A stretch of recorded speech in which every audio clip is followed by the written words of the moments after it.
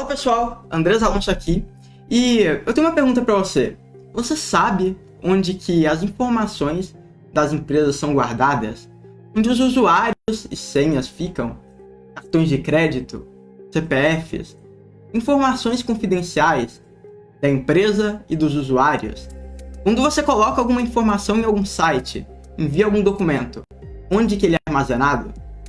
Nessa aula, eu vou te mostrar como explorar uma falha de segurança em banco de dados, o local onde todas as informações são guardadas, todas as informações confidenciais de uma empresa ficam.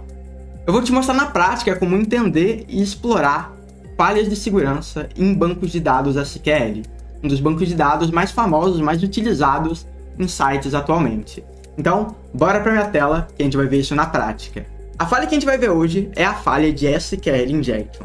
Uma falha que explora bancos de dados, que permite a gente acessar, editar e ver bancos de dados, que é o local onde a maioria das informações confidenciais estão.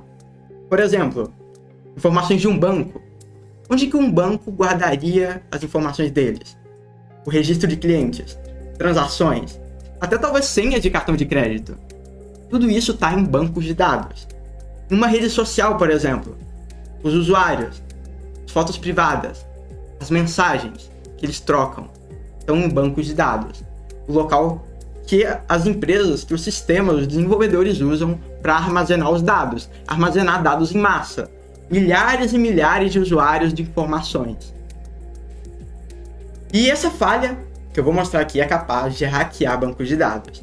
Especificamente bancos de dados SQL, uma das principais linguagens, e você vai ver ela na prática e como fazer isso.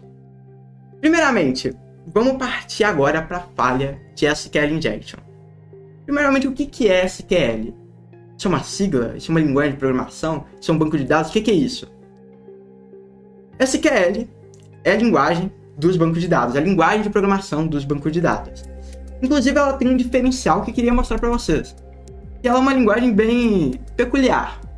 Deixa eu mostrar aqui, eu vou abrir um código em SQL, SQL Code Example, para poder mostrar para vocês. Então, esse daqui é um código em SQL. Vou copiar ele aqui. Aqui eu estou com um código em SQL. E essa linguagem ela é peculiar porque ela parece muito com instruções em inglês. Então, se a gente perceber aqui nas palavras que estão sendo usadas, a gente pode ver aqui a palavra create, criar, selecionar. Selecione asteriscos de customers, de clientes, usuários. Que, where, que idade é maior que 25. Crie, string, select, selecione, from. Então ela é uma linguagem que ela tem muitas instruções, a gente vai brincar um pouquinho com ela. Então essa linguagem, ela passa instruções para um banco de dados, para criar, para editar, para deletar. E onde que esses bancos de dados ficam? Eu vou desenhar uma estrutura aqui de um site para vocês poderem entender melhor também. Quando a gente tem um site, por exemplo, o site de um banco, a gente tem o site aqui, o site principal, o servidor, onde está hospedando esse site, onde a gente tem todas as coisas visuais, imagens, textos, tudo que você vê do site. Quando nós acessamos o site do banco, o banco ele pega de um banco de dados todas as informações do nosso perfil. Então a gente acessa o site do banco, o servidor, e o servidor entra em contato com o banco de dados. Então a gente tem um banco de dados, o servidor entra em contato com ele, perguntando, por exemplo, pedindo os dados do usuário tal. Vamos supor que a gente vai fazer uma transferência para o banco. Aqui a gente tem o sistema do banco, né? A área de transferência, que você pode transferir. Então deixa eu dar uma desenhada um pouquinho melhor aqui. Então aqui a gente tem o local de transferir do banco. A gente tem a tela de transferência, os ícones, os textos, transferir de tal pessoa para tal pessoa. Coloque seu CPF, tudo. A gente vai com o nosso computador transferir um valor. Transferir da pessoa A para a pessoa B. Dinheiro. O que acontece por trás dos panos? Por trás dos panos, o site ele entra em contato com o servidor e o servidor vai no banco de dados e o que ele fala? Ele fala, ele vai e fala, selecione o usuário A e retire, vamos supor que ele vai transferir R$100. A gente pega e transfere R$100 do usuário A para o B.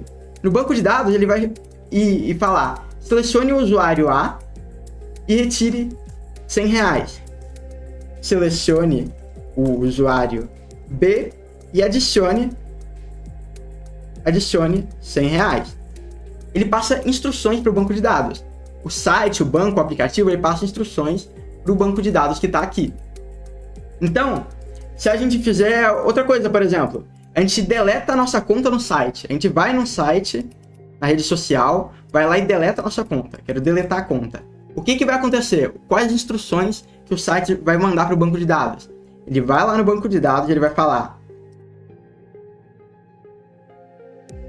selecione a conta de fulano e delete. Ele vai deletar a conta de fulano. Se a gente cria uma postagem no Instagram, adicione, não sei, no número de postagens de fulano. Ele dá instruções para o banco de dados. O servidor, ele dá instruções para o banco de dados. Então, assim que funciona.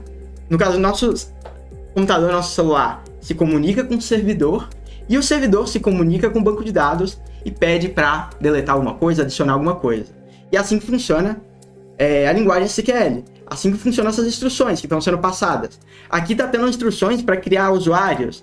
Olha só, select tal que o gênero é feminino. Create tal produto. Está tendo várias instruções aqui no banco de dados. Então essa aqui é a linguagem SQL. Então esse é o diferencial dela. Ela é muito parecida com instruções, com palavras que a gente dá. E a gente pode até programar um pouco utilizando ela. Eu dei alguns exemplos de coisas que a gente pode fazer. Tem um site que você pode treinar SQL. E o SQL ele é parecido com isso daqui. Ele é parecido com uma planilha do Excel. Um banco de dados ele é parecido com uma planilha. Então como que funciona um banco de dados? O banco de dados que eu estou mostrando aqui, que a gente está adicionando, deletando usuários.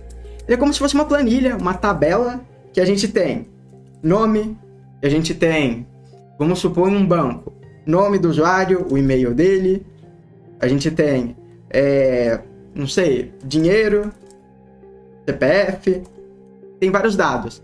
E aqui os usuários são colocados. Quando é criado um usuário, uma conta, é adicionado no banco de dados esse usuário, uma planilha. Então, Andrés Alonso, e-mail alonso@tdi.com, dinheiro R$100, CPF e tal, é adicionado. Quando a gente cria algo, é adicionado no banco de dados. Ele é como se fosse uma planilha. E com esse site aqui, a gente consegue dar algumas instruções para ele. Então, vamos lá. A instrução mais básica que eu queria mostrar para vocês, aqui no canto está mostrando o banco de dados. Então, a gente tem um banco de dados com categorias, empregados, produtos, várias coisas. E a instrução mais básica é selecione asterisco, que é a mesma coisa que selecione tudo from customers. Selecione tudo de usuários, de customers, a tradução seria, deixa eu ver, customers. Seria clientes, isso, não usuários, clientes. Selecione tudo de clientes. E se a gente desse play aqui, deixa eu recarregar esse site aqui, carregar ele. Se a gente desse play aqui, ó, Store Database, ok? Vamos lá. Se a gente desse play aqui, olha só, ele selecionou tudo de clientes. E ele não se tornou como se fosse uma tabela. Isso daqui que está num banco de dados. O ID do cliente, o nome dele, o endereço dele, uma cidade. Então ele pode selecionar, select tudo from customers, select tudo from orders. Posso dar run SQL e ver todos os pedidos que tiveram. Products, run. A gente pode ver os produtos. Então, nesse site a gente pode dar instruções SQL para ver um banco de dados. A gente pode selecionar, então selecionar os clientes. A gente pode criar, inclusive, criar uma database, criar uma tabela. Se a gente quiser criar uma tabela aqui, então tudo que tem aqui são tabelas. No SQL, um banco de dados, a gente tem databases, bancos de dados. Dentro dos bancos de dados, a gente tem tabelas. São tabelas de clientes, de produtos, tal coisa. E aí dentro das tabelas, a gente tem as colunas, as linhas. A gente tem como se fosse uma tabela mesmo do Excel. Se a gente quiser criar uma tabela, a gente poderia vir em Create, colocar em mais Create Table, vamos colocar alunos TDI. E a gente poderia passar para eles, aqui ó, eu dei de exemplo, a gente pode passar os dados desses alunos. A gente vai entrar em uma parte um pouquinho mais complexa, que seria de números, de definir as variáveis aqui. Então, por exemplo, a gente teria uma variável, aqui ó, nos alunos, a gente criaria os alunos, colocaria entre parênteses aqui uma variável chamada name. Essa variável, ela é uma varchar, que é como se fosse uma string caracteres, que não pode ser nula, o nome. A gente poderia criar mais dados aqui, não sei, CPF, também uma varchar. A gente queria aqui o dinheiro dele, ou pontos, por exemplo, pontos do aluno, pontos. E aí a gente cria não uma varchar, a gente cria um int. Pontos int not null. Então, aqui o que a gente está fazendo? A gente está criando uma tabela, SQL aqui, chamada alunos TDI, com a variável name, CPF, pontos. Com a coluna, no caso. Coluna name, CPF, pontos. Então a gente está fazendo isso. E agora, bora dar um run para ver o resultado. Clicar em run.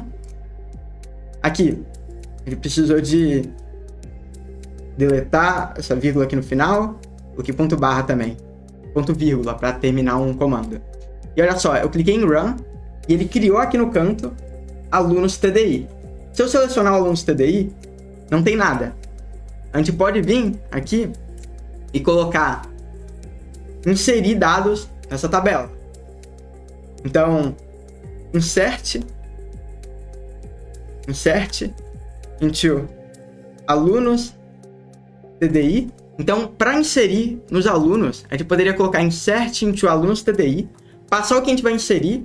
Então, aqui a gente tem, você nem lembra, era name, a gente tinha pontos, tinha e-mail também. Não lembro o que a gente tinha nos alunos TDI. Vou colocar insert into alunos TDI, name pontos. E aí colocar aqui value, e aí colocar os valores. Então a gente pode colocar aqui nome Alonso, pontos 10. Eu vou dar um run. Provavelmente vai dar erro, porque ele vai pedir mais coisas. Aqui, ó, name pontos. Aqui faltou CPF. Então, name pontos e CPF. Aqui, pronto. Insert into alunos TDI, name pontos, CPF. E a gente pode colocar aqui do lado o que a gente vai inserir. Então, o CPF também era uma string, a gente poderia colocar aqui qualquer coisa. Então, se a gente quiser inserir nos alunos TDI, a gente colocaria alunos TDI, nome, ponto, CPF e values, Alonso, 10 e o CPF. Eu posso clicar em run. É um ponto vírgula no final e run. E olha só, a gente fez uma mudança. Se a gente clicar nos alunos, name, Alonso, CPF e pontos. Então, assim que se programa em SQL. É claro que eu não vou entrar muito especificamente em SQL aqui, porque seria mais conteúdo de desenvolvimento, questão de desenvolvimento, de como criar, como programar um banco de dados do zero, mas eu estou passando alguns comandos básicos que você pode utilizar no seu processo. Por exemplo, se você quiser deletar uma tabela, drop table alunos TDI. Fazer isso, dá um drop e você deleta. Run, você deletou a tabela. Então, são assim que funcionam os comandos. Agora, bora partir para a falha de segurança em si. Você já entendeu que os bancos de dados têm linguagem de programação, a linguagem de programação SQL, você passa instruções para ele, e funciona esse fluxo aqui, seu celular, seu computador entra em contato com o servidor, e o servidor entra em contato com o banco de dados. Como que funciona essa injeção SQL? Como assim injetar SQL? E eu vou dar alguns exemplos para você de como que funciona essa injeção. Vamos lá. Em um banco de dados, quando você dá alguma instrução para ele, vamos colocar, por exemplo, aqui, quando você vai fazer login em algum site. Então você tem a tela de login aqui do site, e você seleciona seu nome e o seu e-mail, seu nome e sua senha. Nome e senha. Como que isso funciona no banco de dados, quando você vai fazer login? O banco de dados ele tem que comparar para ver se existe algum usuário com esse nome e essa senha no banco de dados. Entendido? Para ver se esse usuário existe lá dentro. Então, por exemplo, se a gente faz login com o usuário aluno TDI e a senha TDI 456, o banco de dados, o servidor, ele vai mandar essa instrução para o banco de dados. Select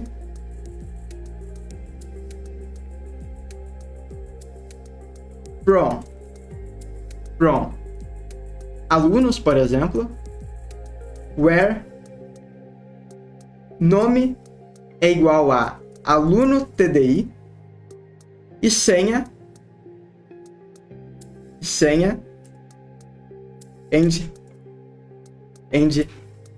senha igual a TDI 456. Esse daqui vai ser o código que vai ser passado para o banco de dados. Eu posso até mostrar um código na prática para vocês. Esse daqui é um código de uma aplicação web em PHP que faz login de uma pessoa.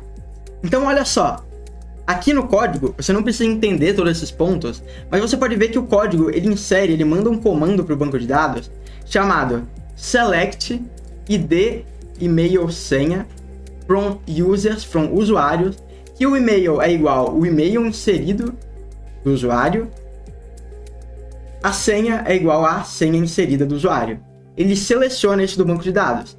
Então, ele procura um usuário que o nome seja tal e a senha seja tal. Mas agora a gente entra no problema. O problema é que, muitas vezes, quando um desenvolvedor vai enviar esse código para o banco de dados, ele não trata ele da forma certa. Ele não insere o nome aluno TDI e a senha TDI 456 da forma certa. Como assim? Vamos supor que você faz esse login, ok? Com o nome select from alunos where nome aluno TDI e senha TDI 456. Ele vai verificar se tiver um usuário, ele vai nos retornar, se não tiver, não vai deixar a gente fazer login. Mas, e se o aluno, se a gente não colocar o nome aluno TDI, e sim colocar aluno TDI or 1 igual a 1? Como assim? O que é isso? O que é esse código maluco? Se você pegar esse código maluco e enviar, e os desenvolvedores não processarem esses dados da forma certa, quando esse código, quando esse nome cair no banco de dados, o que vai acontecer? Select from alunos where nome é igual a aluno TDI ou 1 é igual a 1. A gente quebrou a lógica. A gente injetou código SQL aqui. E o que essa lógica vai ser quebrada? Ele vai selecionar de alunos um aluno que tiver o nome aluno TDI ou que 1 seja igual a 1. E 1 é igual a 1. Então isso é válido. Ele está comparando aqui ou o nome é igual a aluno TDI ou 1 é igual a 1. E 1 é igual a 1. Então ele vai deixar a gente passar. A gente poderia fazer isso na senha também. Por exemplo, olha só. Se a gente colocar essa senha TDI 456 ou 1 é igual a 1, o que aconteceria? A senha seria TDI 456 ou 1 é igual a 1. E aí, olha só, como que seria a comparação do banco de dados?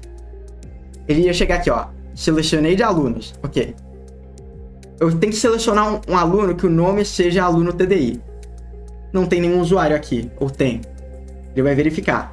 Se tiver um usuário, ele vai fazer login. Ok, tá certo o usuário. Ou 1 é igual a 1. Então, de qualquer forma, ele vai te deixar passar. E aí na senha, senha está incorreta, você errou a senha. Então, selecione um aluno que seja o nome dele aluno TDI e a senha seja TDI 456. Não deixou passar. Ou que 1 seja igual a 1. Então 1 é igual a 1, ele deixou passar. É a mesma comparação na programação. Pode ficar um pouquinho estranho, porque eu tô mesclando várias coisas, fazendo várias comparações, mas no banco de dados, o que você tem que entender é que a gente consegue inserir códigos. A gente consegue inserir uma coisa a mais. Porque quando esse dado é colocado no banco de dados, ele não é tratado. Ele não é considerado como string. Às vezes ele junta no meio de tudo e o banco de dados, ele interpreta ele. Então, esse é o SQL Injection. E agora, bora ver ele na prática. Como que ele acontece? Ele pode acontecer tanto em telas de login, como eu disse aqui, olha só, na tela de login ele faz isso, ele verifica. E a gente consegue injetar isso para fazer a gente logar na conta de qualquer pessoa. Vamos supor que você quer logar na conta do Elon Musk. O usuário é Elon Musk e a senha é qualquer coisa ou 1 é igual a 1. E aí o que vai acontecer? Vamos passar isso para um banco de dados. O nome Elon Musk. A conta do Elon Musk existe. Ok? Então, aqui está sem o 1 igual a 1. Deixa eu colocar aqui. Qualquer coisa. Quando você enviar isso, o nome do Elon Musk existe. Ok. A senha dele não existe. Então está desconsiderado. Ou 1 é igual a 1. 1 é igual a 1 existe. Então a gente fez login na conta do Elon Musk. E a gente pode fazer isso também em pesquisas. O que acontece quando você pesquisa algo em algum local? O seu computador, ele pesquisa, não sei, gatinhos. E aí, o site, uma loja virtual, um local de pesquisa, o que ele faz? Ele se comunica com o banco de dados, perguntando, banco de dados, existe alguma coisa aí relacionada a gatinhos? E aí ele retorna. Ou em uma loja, você vai na Americanas e pesquisa liquidificador. O seu computador vai para o servidor pesquisar liquidificador na Americanas, e aí o servidor ele pergunta, banco de dados tem liquidificador? Se tiver, me entregue todos os resultados. E te entrega. Mas agora a gente entra no SQL Injection. O que acontece se ao invés de um texto, liquidificador, a gente mandar liquidificador, end, retorne a tabela usuários? O que vai acontecer? Você vai enviar isso para o servidor, ele vai enviar isso para o banco de dados, vai quebrar o código da mesma forma que eu tinha te mostrado aqui, em cima, na hora de selecionar. E aí ele vai retornar para você, vai pesquisar liquidificador e retornar toda a tabela de usuários para você. Usuário e senha. Então isso seria um outro exemplo de uma injeção de códigos SQL em um banco de dados, em uma pesquisa. Entendido? E a gente pode fazer isso, a gente pode testar se um site está vulnerável ao SQL Injection ou não, colocando uma aspa simples. Simplesmente com uma aspa simples como essa daqui, a gente pode testar isso. A gente pode testar se um servidor está vulnerável ou não. E como que isso funciona? Isso funciona porque no servidor, na verdade o código que está passando no servidor, quando a gente insere alguma coisa, na verdade ele está em aspas simples. Então quando a gente pesquisa alguma coisa, olha só, na verdade o código é assim, eu só não coloquei as aspas simples para ficar um pouquinho mais enxuto. Mas ele fala assim, pesquise from alunos where nome Elon Musk, end senha qualquer coisa, com aspas simples. Mas se você colocar simplesmente o nome como aspas simples, o que vai acontecer no código? Ele vai alunos where nome, 3 aspas simples e senha qualquer coisa. Ele vai quebrar o código. Ele não consegue interpretar que isso é 3 aspas simples, vai dar alguma coisa errada e vai quebrar o código. Então, se você colocar isso em alguma pesquisa, algum campo de usuário que entre em contato diretamente com o banco de dados, se der erro, ele tem 90% de chance de ser vulnerável a SQL Injection. E vamos testar isso na Montreal Bank, por exemplo, nosso laboratório aqui. Vamos fazer login nele. Vou abrir uma aba anônima para fazer login na Montreal Bank. Eu vou vir aqui na Montreal Bank, clicar em login, vou colocar qualquer e-mail aqui e qualquer senha. Vou clicar em entrar. Ele não nos deixa entrar porque essa senha não existe, nem esse e-mail. Mas deixa eu tentar colocar um aspas simples aqui. Quer entrar? Olha só. Ele quebrou o código. Ele não se respondeu. MySQL exception.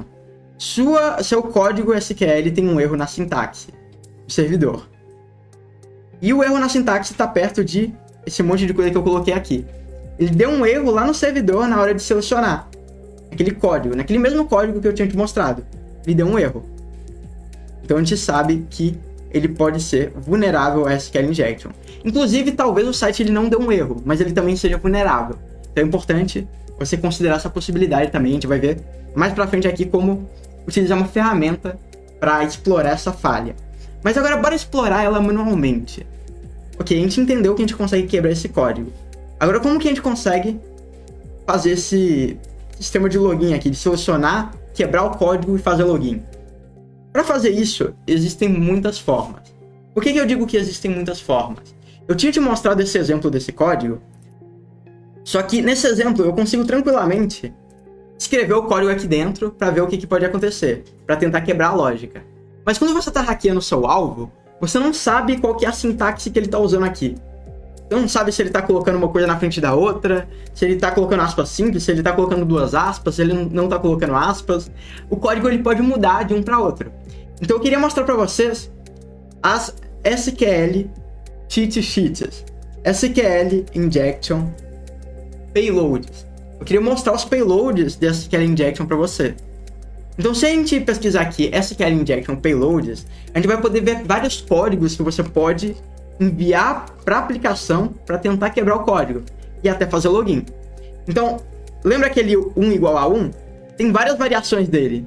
Aspas, 1 igual a 1, 1 igual a 1 com comentário, tem um monte de testes que você pode fazer. E se eu tentar fazer aqui, por exemplo, colocar, por exemplo, não sei, eu vou pegar esse primeiro aqui. Será que ele vai funcionar? Vou colocar aqui, vou colocar ele aqui e vou colocar qualquer coisa na senha. Olha só, ele deu erro. Não funcionou. Vou colocar ele na senha, inclusive. Melhor. Vou colocar qualquer coisa aqui de e-mail, colocar ele na senha. Deu erro. Porque a sintaxe ela tá quebrada. Não é esse código. Eu posso testar esse código também. Vamos ver esse. Colocar qualquer coisa de e-mail.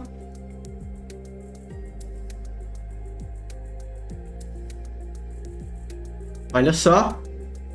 O que aconteceu? Esse código que a gente pegou, quando ele entrou dentro do banco de dados, ele quebrou a lógica e deixou a gente fazer login na conta do Alberto Santos Costa, aqui dentro da Montreal Bank. Então, vamos ver o código que estava rodando por trás do servidor? Então, eu vou mostrar aqui o código que estava rodando. Vamos lá, eu vou pegar esse código aqui, que é o código do servidor, e a gente vai entender o que aconteceu aqui.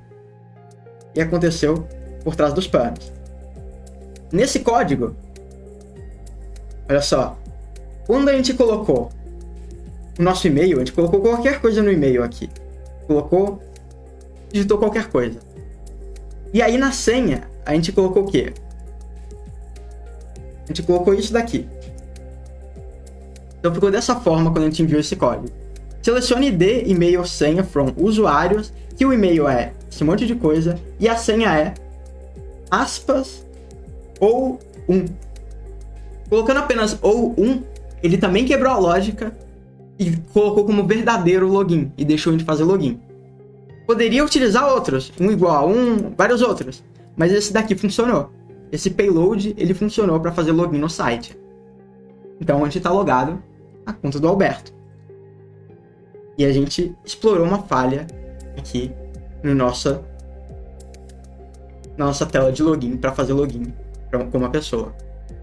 Então a gente viu esse ataque.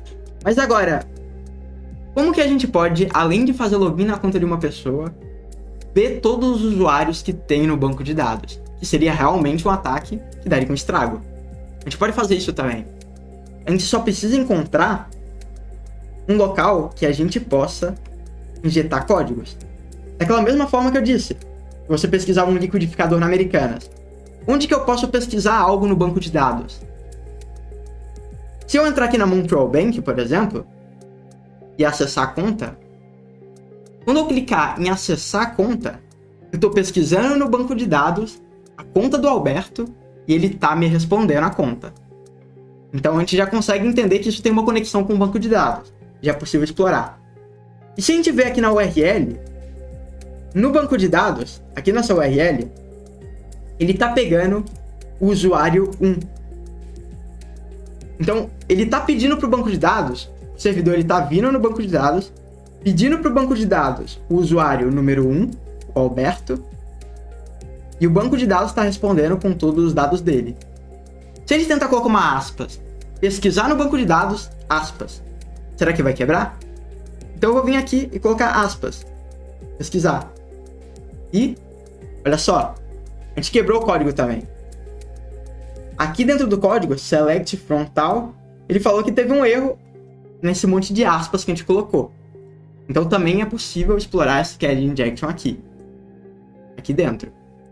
Mas dessa vez, a gente conseguiu encontrar um local que a gente possa injetar, e eu vou mostrar uma ferramenta que consegue explorar SQL Injection e nos responder com os bancos de dados que tem no servidor. Explorar essa falha.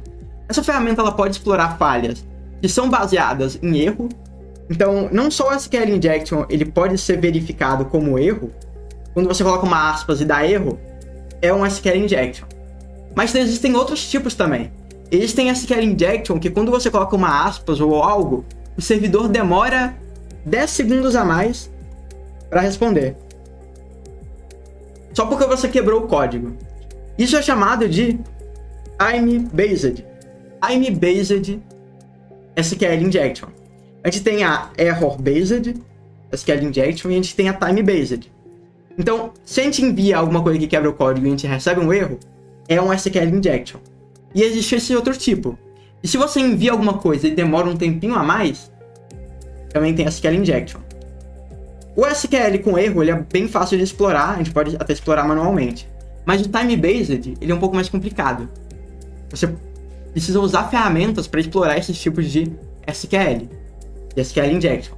Então, para isso, eu vou automatizar o processo utilizando a ferramenta SQL Map.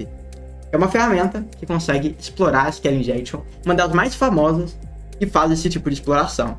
E para você baixar o SQL Map, é bem simples. Você pode baixar ele, aqui, vir no site deles e fazer o download, utilizando o GitHub também.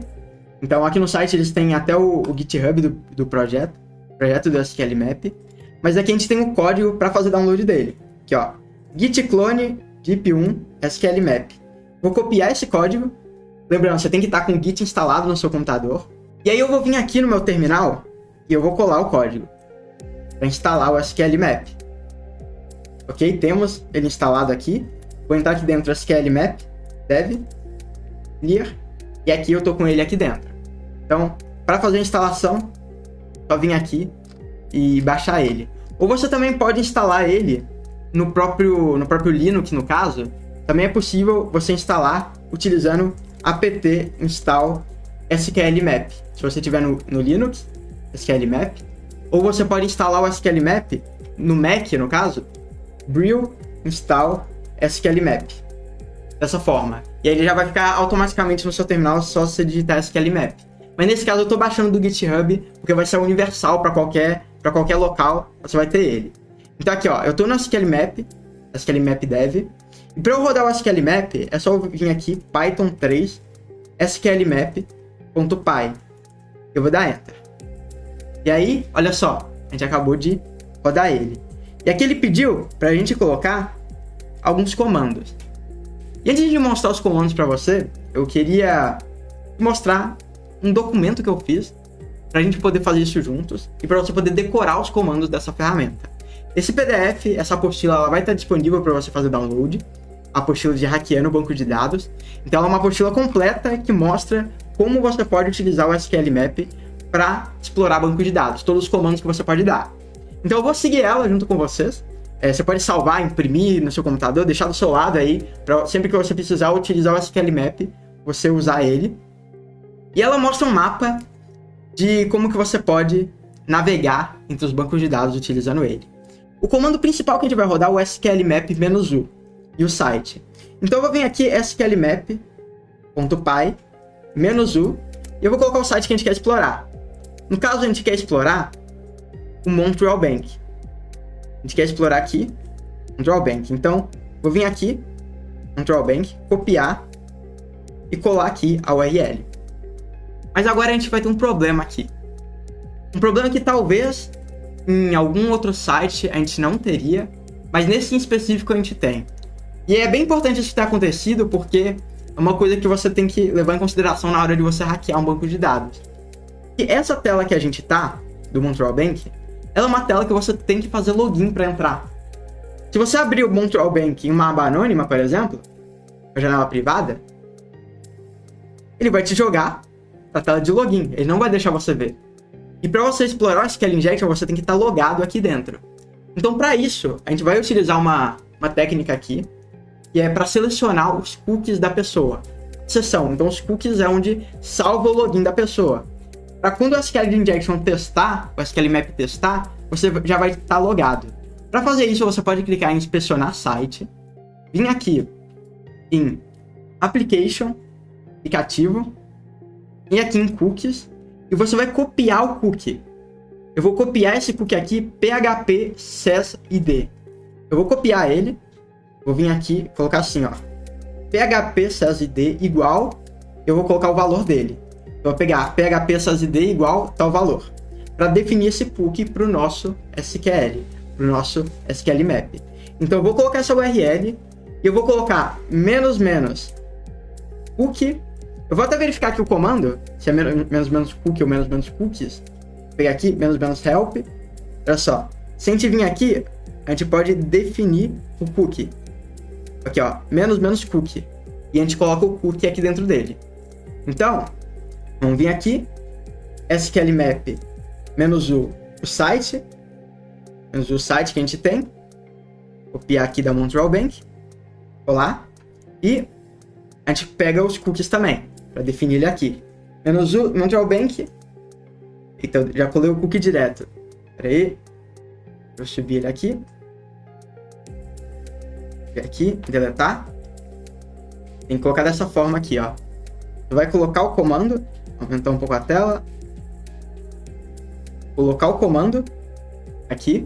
sqlmap -u, Montreal Bank. Cookie igual a, entre aspas, entre duas aspas, o cookie que você quer colar. Eu vou colar ele aqui. PHP Session ID tal. E aí, eu posso dar Enter. Então, eu vou dar Enter aqui. Ah, outra coisa do código também, lembrando, nesse código a gente tem que colocar entre aspas a URL também. Por isso que deu erro aqui. Então, deixa eu colocar entre aspas aqui essa URL.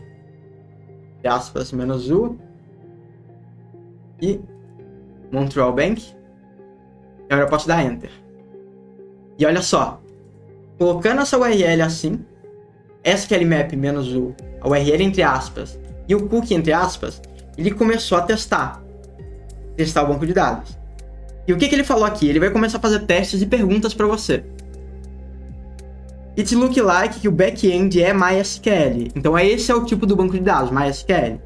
Você quer passar os testes para outros bancos de dados? Você quer parar de testar outros bancos de dados? Eu vou falar sim.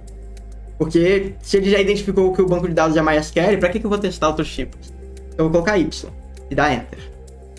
Aqui ele falou, aqui ó, você quer incluir testes no nível 1 e o risco 1?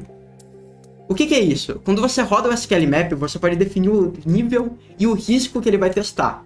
Porque às vezes o SQL Map ele é muito difícil de ser explorado em um site específico. E você precisa testar muito. E quando você testa, aparece no banco de dados que está sendo consultado ele. Se você aumenta o risco, isso faz mais barulho no site. Ele começa a testar mais coisas, mais probabilidades. Às vezes quebra o banco de dados, alguma coisa. Então quando você aumenta o risco, aumenta a probabilidade do dono do site, do desenvolvedor, ver que você está tentando injetar código nele. Por isso que ele já começa com level 1 e risco 1. até possível aumentar o risco dele. Eu vou mostrar aqui como você pode aumentar o risco dele. Mas nesse caso, com o level 1, vamos ver se ele já conseguiu achar. Eu vou dar Y aqui também e dar Enter. Ele vai começar a testar aqui mais. Então ele está testando os códigos. Vai levar um tempo. Eu vou abrir uma nova aba aqui para mostrar para vocês como é possível aumentar o risco dele enquanto ele roda aqui.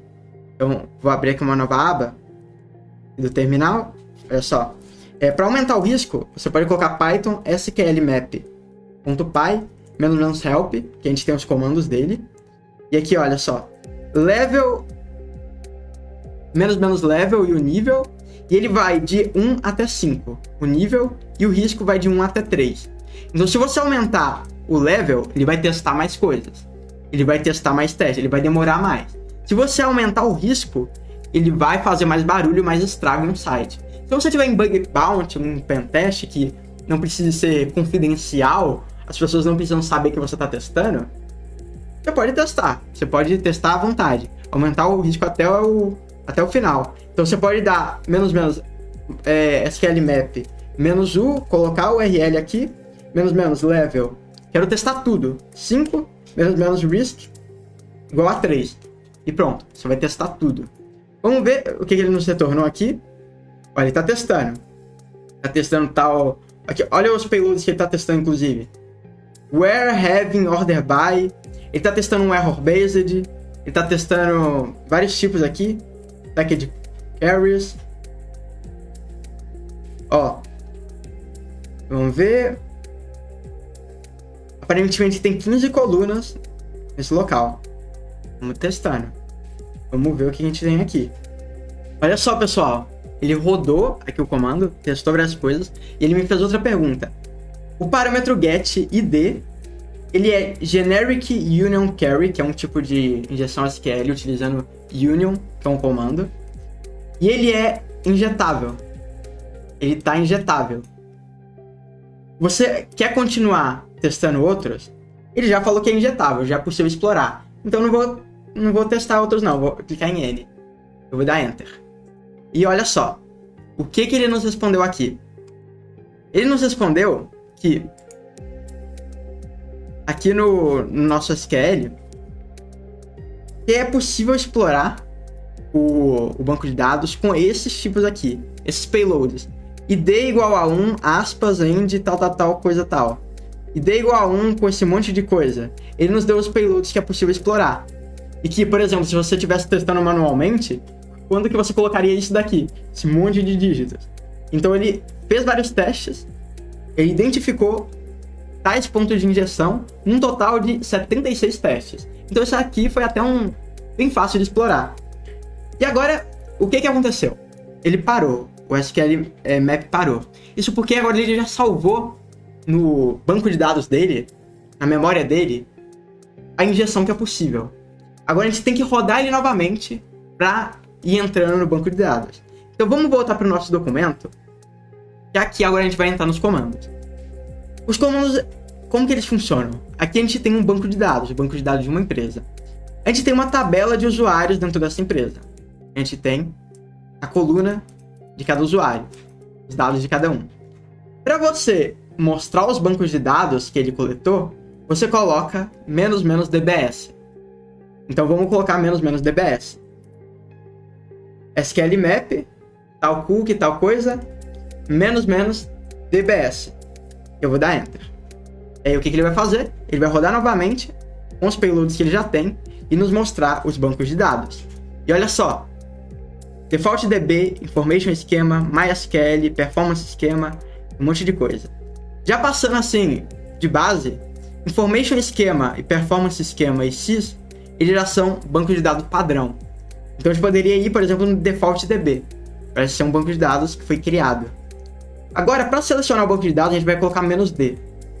Então a gente vai colocar "-d" para selecionar esse banco de dados.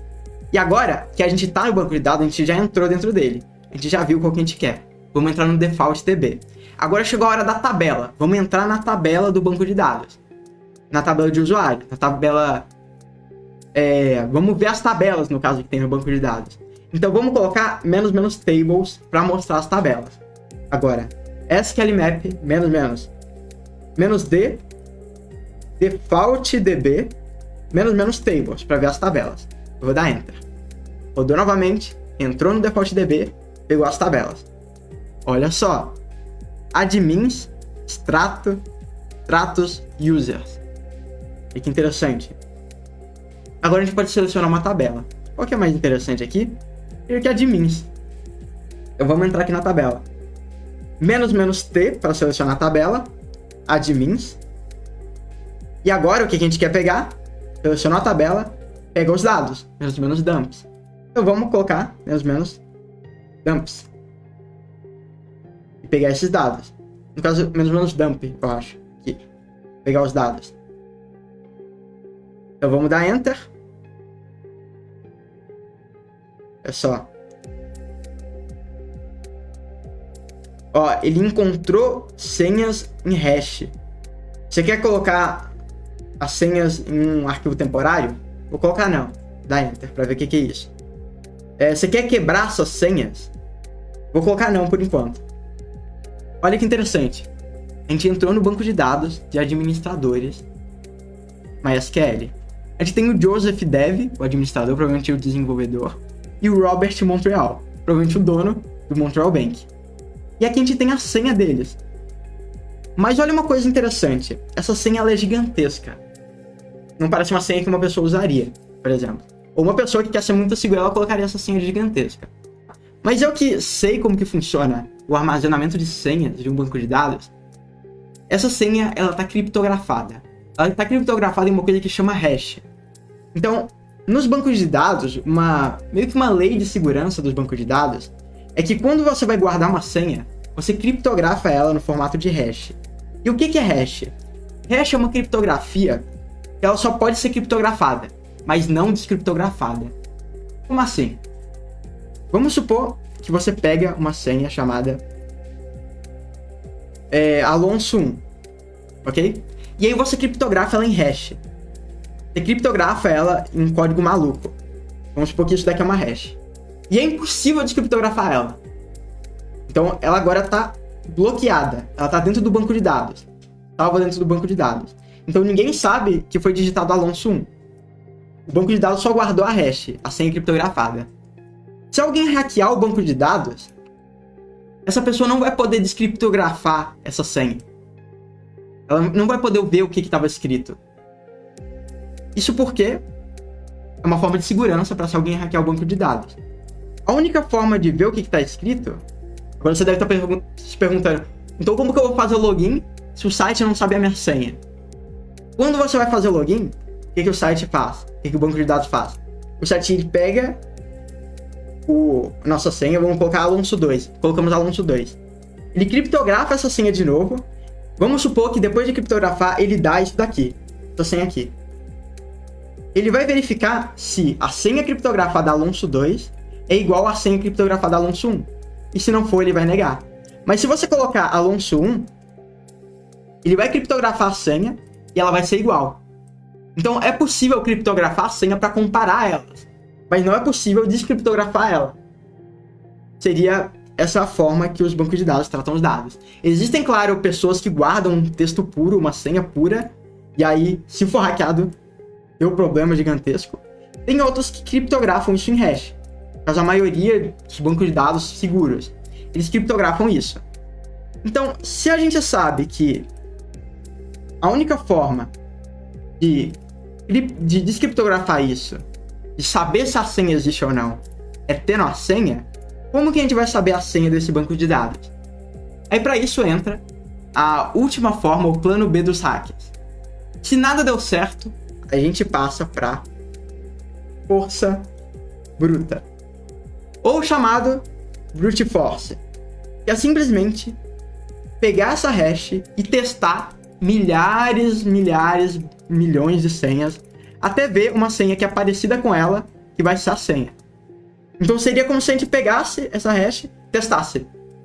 É Alonso 2? Criptografa, faça ela, comparasse, não é. É tal coisa? Criptografa, compara, não é. Criptografa. E para isso, os hackers utilizam até placas de vídeo, que processam esses dados muito rápido. E eles montam até vários computadores para quebrar essas hashes, para poder saber a senha que tem aquilo. Então, Deixa eu até pesquisar computador quebrar hash para ver se tem algum exemplo, mas é parecido com computadores de mineração. É parecido com computadores, como se fosse computador mineração Bitcoin. Aqui, ó, como se fosse isso daqui. Você pode montar para quebrar essa senha. Porque até uma curiosidade para vocês, a Bitcoin ou qualquer moeda digital, ela é simplesmente vários computadores quebrando hashes. Na blockchain tem várias hashes, não vou entrar muito a fundo, mas os computadores estão tentando adivinhar as hashes para pegar uma Bitcoin, para pegar uma porcentagem de uma Bitcoin. Eles estão tentando fazer esse mesmo processo de quebrar um banco de dados. Só que lá no servidor da Bitcoin, na blockchain, não sei muito especificamente como que funciona, mas esse é o processo. Mas a gente pode tentar quebrar isso daqui com o nosso computador ou consultar um outro site que já tenha feito isso, já tenha quebrado uma hash. Para isso, a gente pode pesquisar Hashcrack. E a gente tem sites que tem bancos de dados de hash quebradas. Vale ressaltar um outro ponto também, que existem vários tipos de hash atualmente. Existem hashes MD5, SHA-1, tem vários tipos de criptografias de hash que os bancos de dados têm. Então, dependendo do banco de dados, talvez a criptografia ela seja bem forte e seja difícil de ser quebrada. Mas a criptografia desse banco de dados, bora ver qual que é. A gente pode vir aqui em um site chamado Hash Identifier para ver qual hash que é isso. Hash Type Identifier. Vamos abrir esse daqui, colocar nossa hash aqui e ele vai identificar ela. E olha só, ele encontrou o algoritmo que foi usado para criptografar. Foi o algoritmo MD5. É um algoritmo bem antigo, já tem muitas hashes criptografadas com ele. Inclusive, olha só, ele até conseguiu descriptografar essa hash. Admin42. Ele descriptografou essa hash. O hashes.com aqui. Então, se você entrar em hashes.com, via hash, ele identificou que é MD5 e até descriptografou ela. Porque no banco de dados dele já tinha essa hash salva. Se a gente vir em algum outro site também, de Hashcrack, aqui que eu tinha pesquisado, eu posso tentar colocá-la aqui para ver se ela consegue quebrar também. Esse primeiro já quebrou, mas caso ele não tivesse quebrado, posso vir aqui em Crack Hash. Olha só, ele encontrou Admin42 e quebrou essa hash. Vamos tentar pegar outra hash para ver se a gente consegue quebrar. Pegar Robert Montreal, vou colocar aqui, tentar quebrar ela também. Olha, essa daqui ele não encontrou. Vamos tentar colocar nesse hash type. Esse tem. Aqui, ó. Ele não quebrou ela. Ele não encontrou. Mas ele falou que é MD5 também. Então, existem alguns sites que podem quebrar hashes, outros que não vão encontrar, caso a senha seja muito complexa. Caso o Robert Montreal tenha colocado uma senha gigantesca, é muito difícil algum site já ter salvo essa senha. Então, até uma dica aí de segurança, coloque senhas fortes. Porque se essa senha estiver criptografada em uma hash, vai ser muito mais difícil de quebrar. É dessa forma que a gente acessou o banco de dados dos administradores da Montreal Bank. A gente viu que a gente tem o Joseph Dev, Robert Montreal. A gente pode tentar fazer login dentro do sistema utilizando essas credenciais. Podemos ver também outros usuários aqui. Vamos ver admins, em vez da tabela admins, vamos ver as tabelas de novo, os meus tables. Vamos vir aqui, olha só, temos users. Vamos ver os usuários. -t, users, -dump. Colocando assim.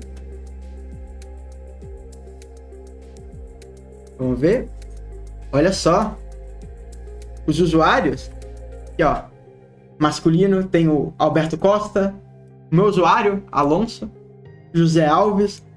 E aqui a gente tem todas as informações deles. Inclusive aqui, a senha, aparentemente ela não está criptografada em hash.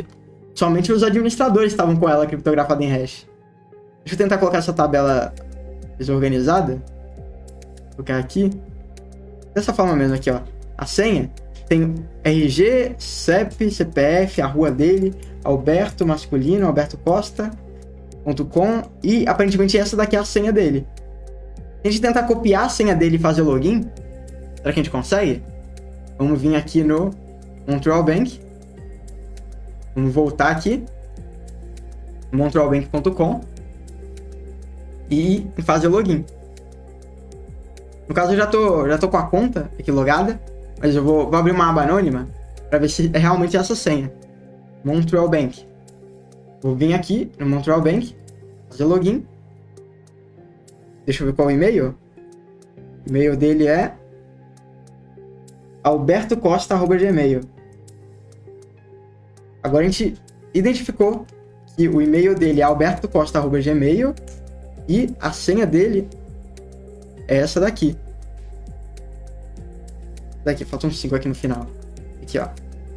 E a gente tem o e-mail e senha.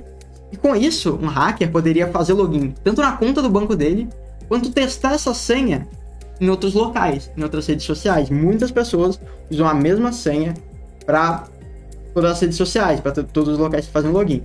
Para ter um perigo a mais aqui. Então eu vou vir aqui num site anônimo, vou pegar e vou tentar fazer login.